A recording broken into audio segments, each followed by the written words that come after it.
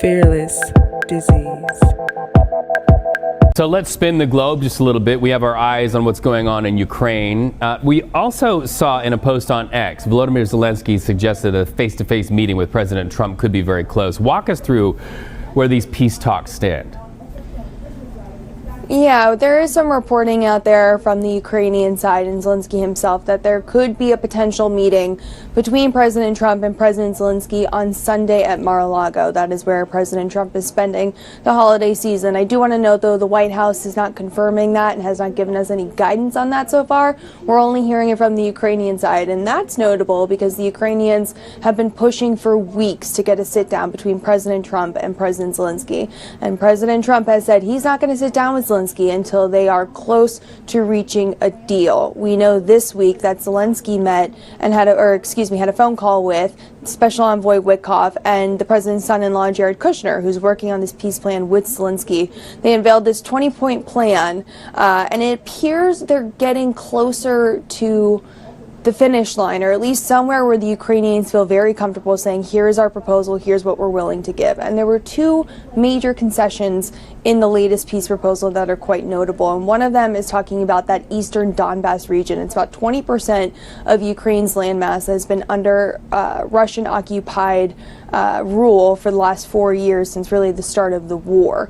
And previous like what she's saying right here, we're gonna take a quick pause right here. FearlessDisease fam, today we expose the truth they hate to hear, like right now, if you are ready. Now this is happening maybe like a day or two before they announced that they wanted to go ahead and meet. And like she said, Trump went back and forth and said that he was not going to because last time in February, as it showed in 2025, early this year, he ain't got time to mess with Zelensky. Zelensky be talking like a lot of BS, and the most notable thing was he was very rude. Very rude. Trump checked him live, which I like that. Salute to Mr. Trump. He don't take no BS. But eventually he did. Trump meets with Zelensky at Mar-a-Lago. The peace talks about for the Ukraine war to just 100% end. That's what we want to do. We want to try to end as many wars as possible. That's what Trump has been doing over the past year since he has gotten back into the office. So he wants to be able to stop war completely, and meeting with these warlords, that's going to be able to do that. I mean, I call them warlords. I mean, in some instances, you would think Trump is a warlord. If you're the commander-in-chief, you're the lord of war, if it's going to happen or not. So sometimes being a warlord is not a negative thing. It's just that you have the power to start war and to end war. Let's continue to hear what this young lady has to say.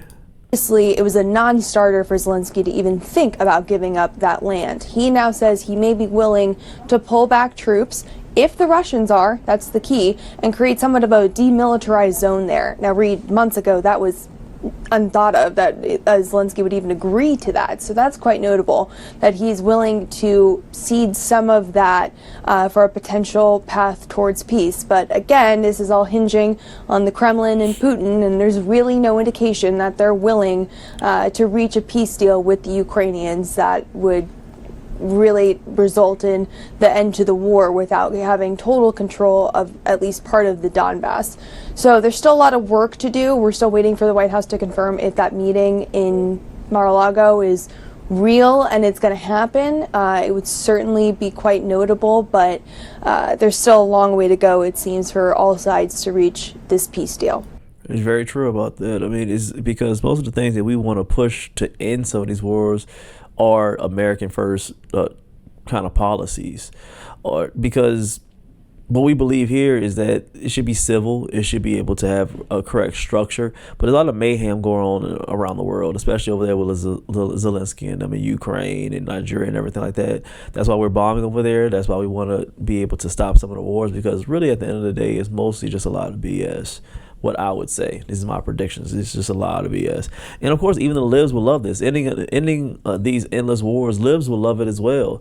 But they don't want to be back behind it because Trump is trying to do it. Now, if it was a Democrat or Barack or something, or Biden, they would be happy for their president to be able to do something about it and try to end these wars. But because Trump is there, there's a lot of backlash and figure out why he dealing with other countries trying to stop them from war. Because he's trying to help and trying to stop war.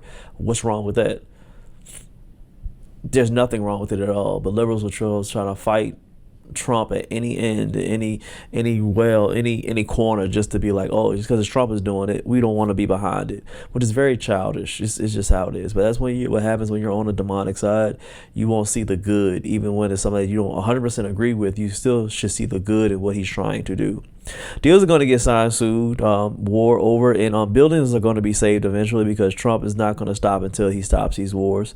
He's not. He's a hardworking man. They already shown that he's been working 10, 12 hours every single day to try to keep us safe, try to get money in our pockets, and be able to create a better world for us and for our kids coming behind. Subscribe, hit that bell, smash a like, and tap the next video here on the screen. Cash App, FearlessDisease, always in the description if you are rocking with the movement. See you on the next one. Stay rich. Please stay fearless.